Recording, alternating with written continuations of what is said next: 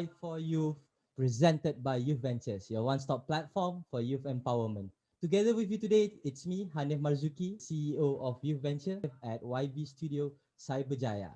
So we are also streaming this session live on our Facebook page. You can go to youthventures or fb.me/youthventures.asia. Before that, I would like to share to you that technology has moved so fast for the past 20 years. You can actually see it based on the internet speed. The fastest internet speed was only 1.5 kilobyte per second, and now we are boasting speeds up to 30 megabyte per second, up to 100 megabyte per second, up to 500 megabyte per second. So we are boasting speed that is so fast because of the progress of the internet, because of the current global trend of the pandemic. We see people do weird things, start to do weird things. They start to go class online, start to do shopping online, buying food online. Because the access of internet is so easy nowadays, due to the pandemic, we see a growth in the amount of entrepreneurs, especially in Malaysia. One of the things that Youth Ventures are doing to help all of these new entrepreneurs is we provide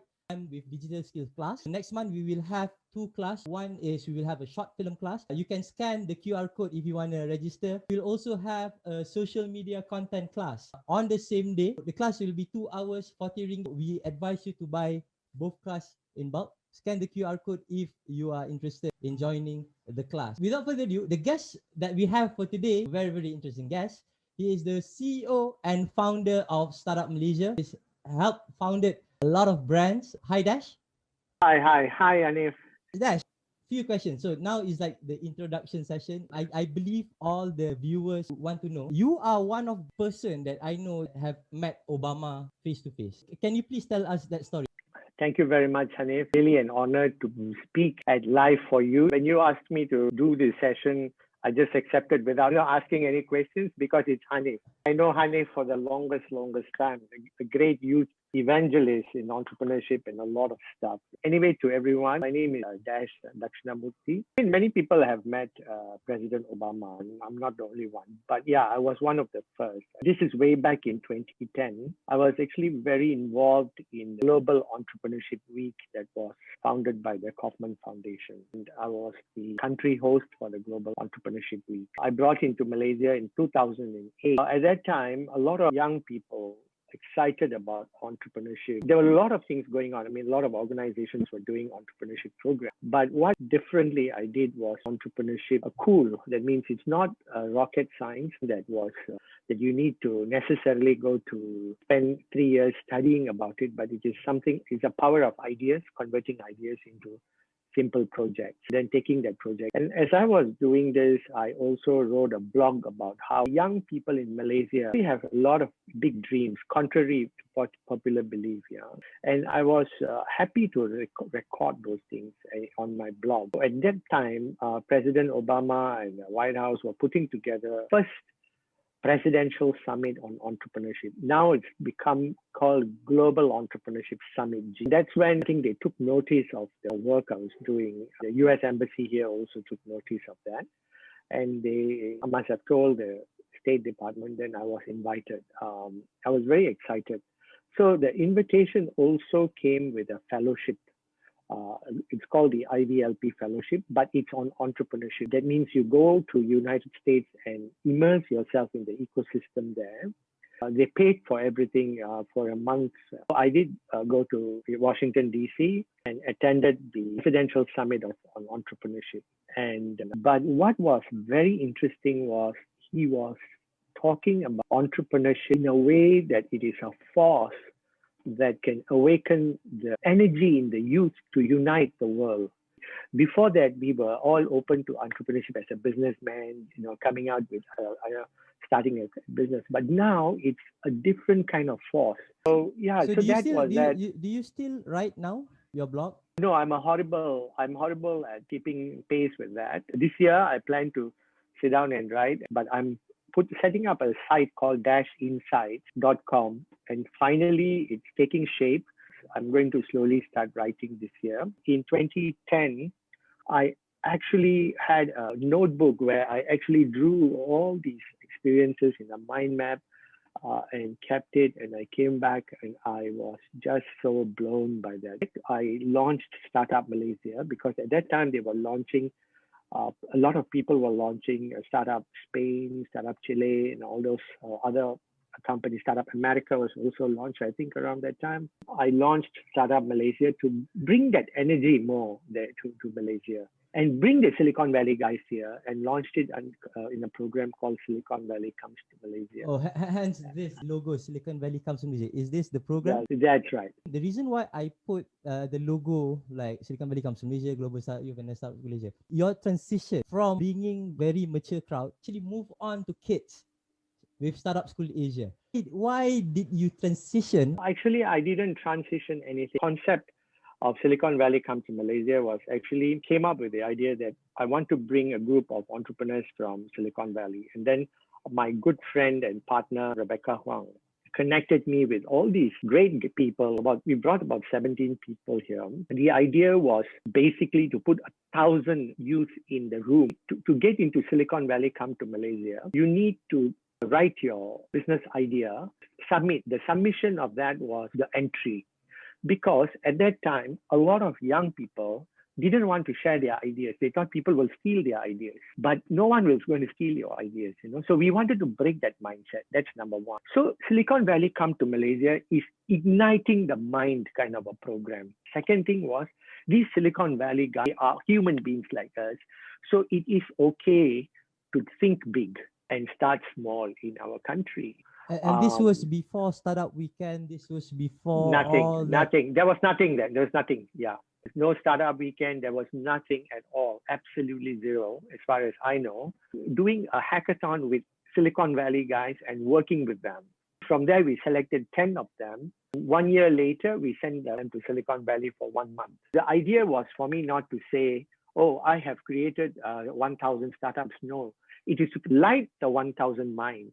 To say, I too can create a startup, not immediately at Silicon Valley Come to Malaysia event, but even subsequently. So the spirit has been translated throughout all your initiative, like Silicon Valley Comes to Malaysia, Global Startup Youth, and finally Startup School Asia. Global Startup Youth was when President Obama came to Malaysia. After that, I brought the Startup Weekend to Malaysia. I was in China. I was talking to Mark Nagar, who was at the time the CEO of Startup Weekend. And Startup Weekend, as you know, is a 57 hours of rapid fire, idea to pitching, idea to pitching, idea to pitching.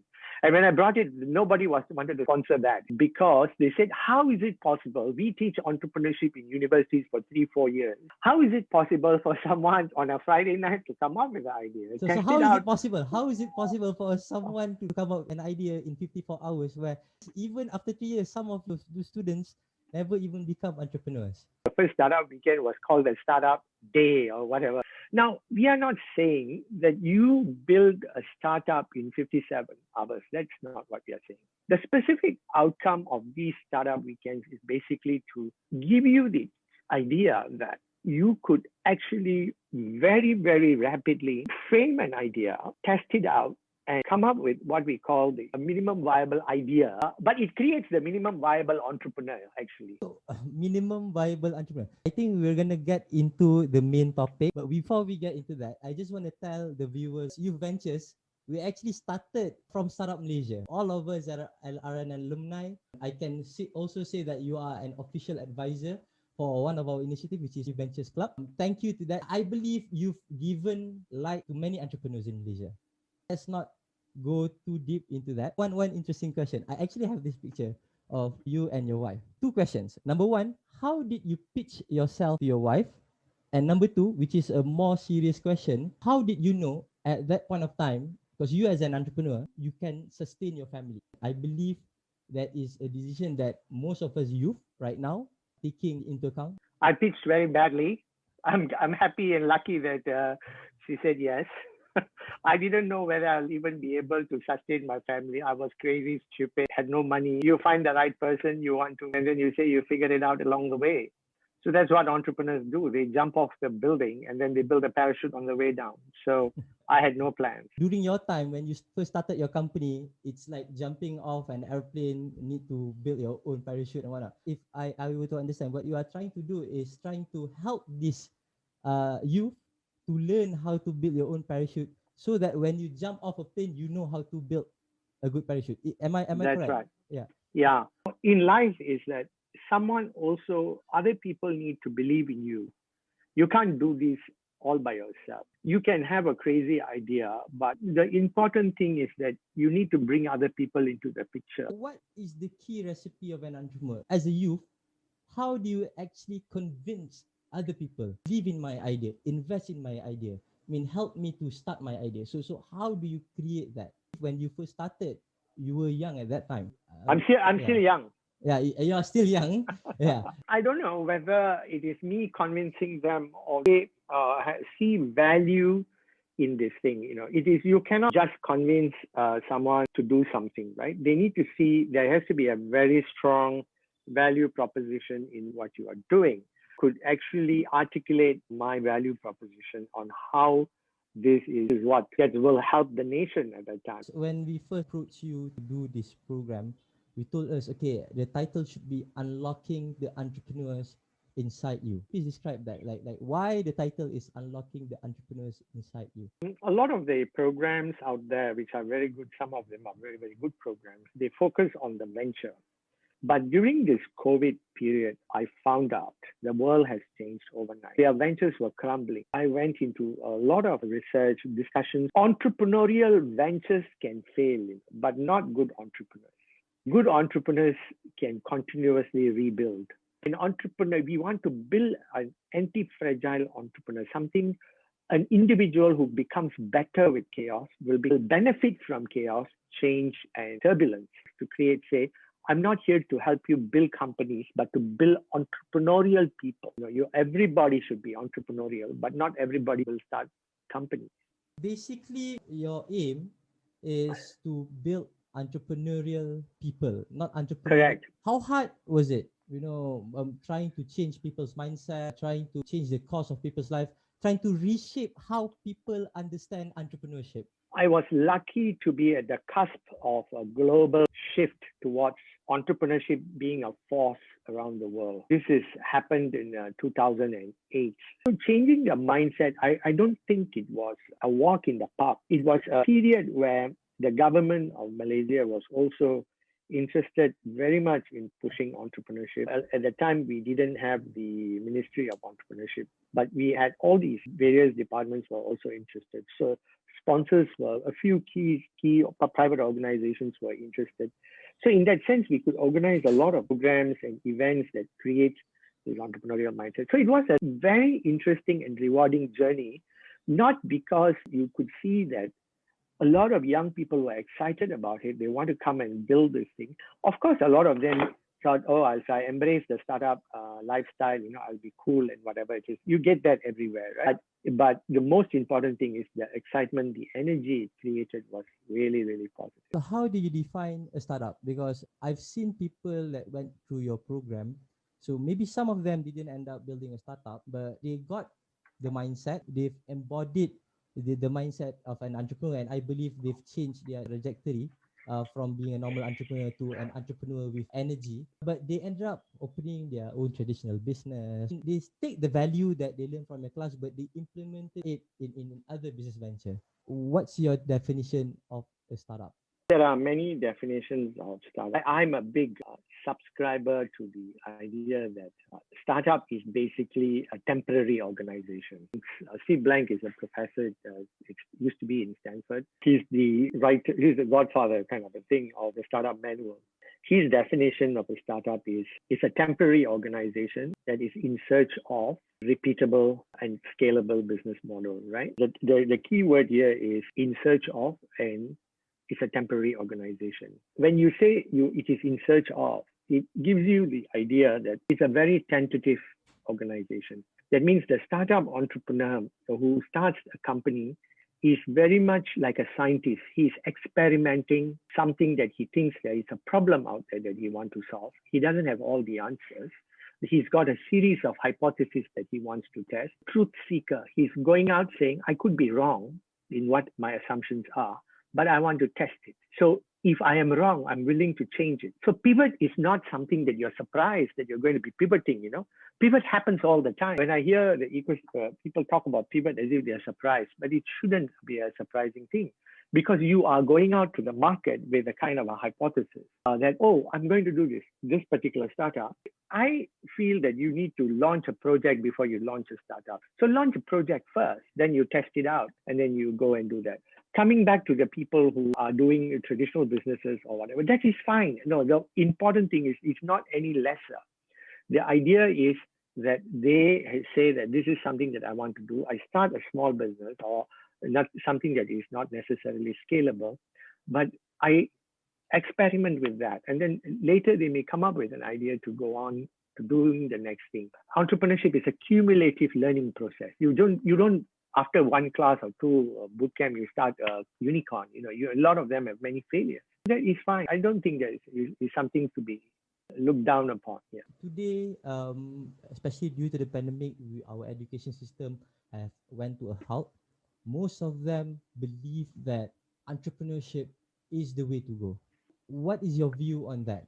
I don't think our education system has come to a grinding halt. Okay. I don't think so. Maybe it goes to show that you can learn online as well. Yeah. It doesn't mean that you need all this infrastructure. Seth Godin was telling in his blog the other day, it shows the greatest lie has been revealed, that face-to-face learning is the only way to learn.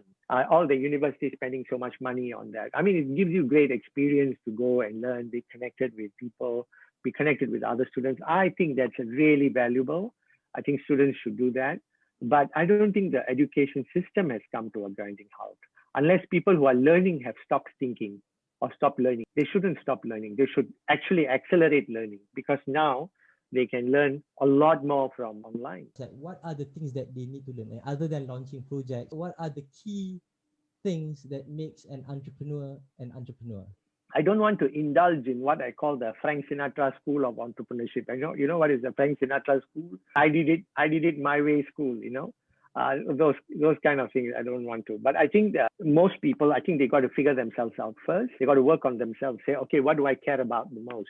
What is it that I can work on? There is a whole program that I teach in that kind of situation. Even Google has a program called Search Inside Yourself. Find out what is it that you really care about. Don't try to become a startup just because it's cool to become a startup or it's just a fun thing to do.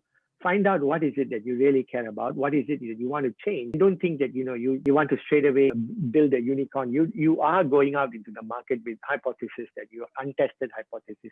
You yourself are untested. So be prepared, be humble, and start figuring out what you care about and get to work on those things. Think like a scientist. Clayton Christensen is the late Clayton Christensen was a Harvard professor. He said that the 5 skills that are important in becoming innovative, that he calls it the innovator's DNA, actually are human skills to be able to observe, to able to listen, to network, to experiment. And then joining all together is called the associational thinking. There's 5 skills, to observe, what is the problem out there, understanding the market, and then slowly putting together something that you care about. So that's basically, I think, what an entrepreneur should need. So I believe that you are really big on problem solving. Every time we go to your class, you've always stressed on, we need to solve problems. We need to solve problems. Even across your different initiatives, also it solves specific problems. How do we shift the mindset in where if you want to start a business, you need to solve a problem? 3 ways you can start a company. One is you have the technology. You say, okay, I have the technology. So this is a solution in search of a problem. And then you have a great idea that you think that, oh, this idea is just amazing. I think I'm going to get this happen. Then you have a passion. If you just have passion, you don't have an idea or whatever, then you got to get a group of people to come. In all these 3, it has to solve a market need. I remember you told me if you want to pitch your company someone, you need to explain it in a way where even a 5-year-old can understand. How does it help in the nucleation process? If you understand it well, you will be able to explain it to someone, a young person, or you can explain it to your mother. So you got to rip away all these jargons and all these high funda words.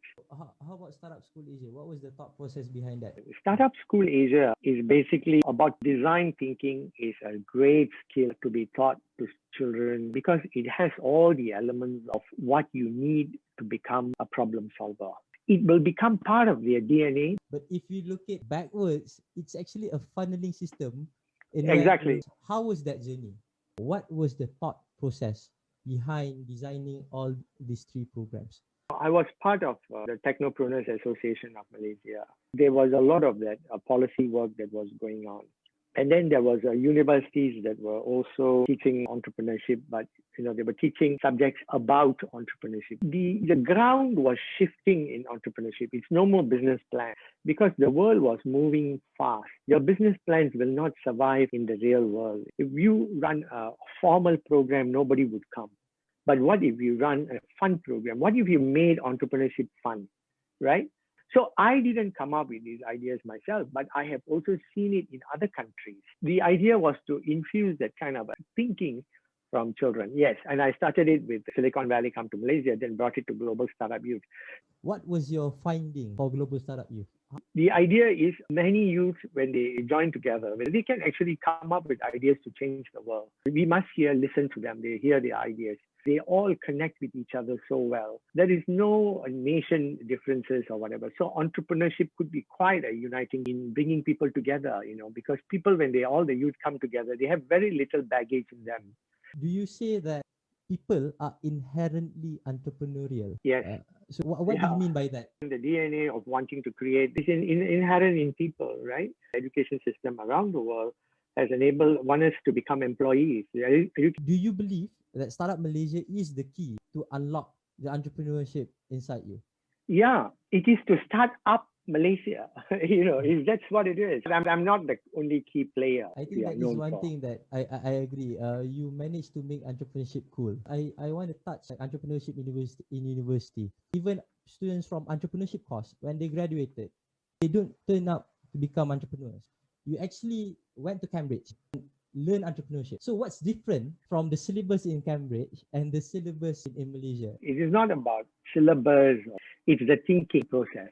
What are the things that you need to think entrepreneurially? You see, if you look at a venture, there are two parts to it, right? One part is called exploration part, and one part is called the exploitation part. The exploration part is what I told you about, the new creation process, thinking and all that. And that part is very, very fluid. And the exploration part is your company has come into being, your company has started, and that's the MBA part.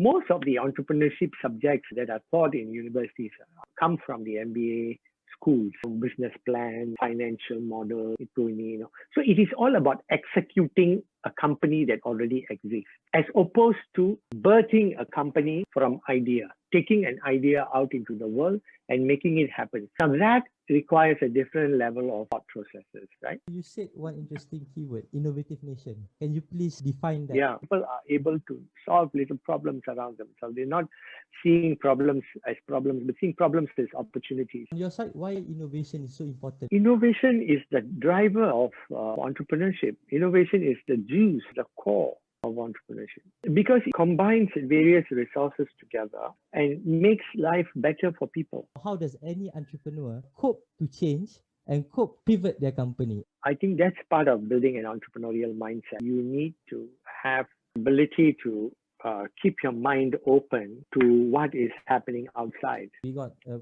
question from Tan from USM. How do you convert final year project into a business? You should have identified a business and then use the final year project as a way to validate the business. There are many people who are in the case where they actually have good products, but they don't know how to sell. Then the question becomes, what's the business, right? Thing where there is a paying customer, it's a repeat paying customer. So a project has got no customers, then it's nothing but a science project or shocks and delivery. To turn a product into a venture, then you got to look for your customer to see who would need your product. What is your product trying to solve? And go and find the customer and test the product. Maybe the product is hopeless and useless and nobody will buy, and then you can't turn it. There's no formula. Basically, you need to identify who is your customer, because if there's of course. customer, there's no. Yeah. We have another question here from Lucas Vijaya. The transition of business from commodities to technologies, for example, IoT, big data, and whatnot. In your opinion, what's next? During the Industrial Revolution, there was all these commodities, and then during Now the information revolution is all about commoditizing information. The trend will carry on and go on. I would recommend Lucas read a book called The Inevitable by Kevin Kelly. Kevin Kelly is the founder of Wired, and he'll tell you about the underlying forces that would combine and recombine itself to form the next wave of what's going to happen. It's not a prediction, but it's just an inevitably that's what will happen. Evolving by trial and error. Another question. The speaker mentioned that design thinking should be encouraged in an early age. Would it be advisable to start from kindergarten age? Bring it down methodically in a very simplified manner to kids. In the future, children will be able to know design thinking is actually very much life. It's very natural. I want to take my idea and I want to test this idea. Then what do I need to do? I got to speak to people. I got to understand, do you think this idea would work or not? We have another one, Vicky from Cyberjaya. Is it true that many entrepreneurs are afraid that their business ideas could be stolen? What would be your advice for them? Don't worry about all that. Just just carry on and do it, because people won't be able to execute it. For Vicky, very simple answer would be, don't be scared. Don't worry, just carry on. Question is it essential to have any funding to start a company? If you are a youngster, you're venturing into business, nobody's going to give you money. You should forget about that. They should start with launching a project, testing it out, making sure that this is working. I'm going to wrap the program. If we have Rina. Yes, I'm here. Oh, hi. Hi, Rina. Now you've started your own company. Yes. I just want to see this. Can you please pitch your company to Dash? The floor is yours. We believe that fresh produce shouldn't be expensive and it should be safe. So especially in the community that we live in, where there are a lot of elderlies and retirees living in this area, we want to provide a safer and cheaper alternative for this community. So we've started our own urban farm for them to come and harvest their own fresh produce and maybe opt for delivery, especially during the MCO. Your business is called Pumpkin.my, is it? Yes, it's called Pumpkin. If you guys want to check out her business, want to buy some fresh organic produce, and if you're from Seremban, you can go to their Instagram, pumpkin.my, PANGKIN.my. Dash, do you have any question for Rina? Pumpkin? Yeah, pumpkin. It's called Pumpkin. What does it stand for? Pumpkin is actually a gazebo where back then people sit down. It's like community, merayong, you cut vegetables or you prep food together. So the place that they sit at, it's called Pumpkin. It is a farm, right? Yes, it's an urban farm. That means it's in the city. Is it in Bangsa or what? It's in Seremban. You said people come and harvest it themselves. How do they know how to harvest? We have assistants there to teach them how to harvest. We give them the equipment, we give them the basket, the clipper. So they potong ambil lah, then they take and go. They buy lah. They buy. Okay, they buy. Planting is done by you. Yes. How did you come up with this idea? My partner, she comes from an agriculture background. She knows that there are a lot of organic manufacturers out there. They just claim to be organic, but they do put in some pesticides. That's why we want to take the initiative to provide like safer alternative and cheaper. Making fresh produce accessible and inexpensive to people in your surrounding area. So to scale, you will need to have many farms in many different cities. Not necessarily. We will also opt for starter kits, so we teach them how to grow their own. Oh, so yours is a concept farm? Then you teach people to grow their own. Yes. And how do you make money if everybody grows their farm? We sell them the starter kits and give them trainings, online trainings. I have a question. How did Startup Malaysia help you in changing the trajectory of your It didn't help me. It just wanted me to run away from work so I can start my own business, be my own boss, Definitely not that way. Because I've been in every single Dash's class. So I was in the community for a long time. I had a lot of ideas. The concept or the idea that when you build a community, when you can share discussion, you can share ideas, they kind of push you to realize your ideas. Dash, you've managed to translate the energy. It is not surprising that she's gone to start her venture. This is the kind of a model I would tell a lot of Malaysian youth to do, is to be enterprising. Don't wait for people to give you things or handouts or whatever. My advice for the young people also should be that be enterprising, but also to the older people who are running companies. It's time that you also listen to the views of the younger people. Thank you, Dash. Thank you, Rina. I think we are at the end of our session. That is it for our episode this week. And one of the key things that Dash said is need to be enterprising.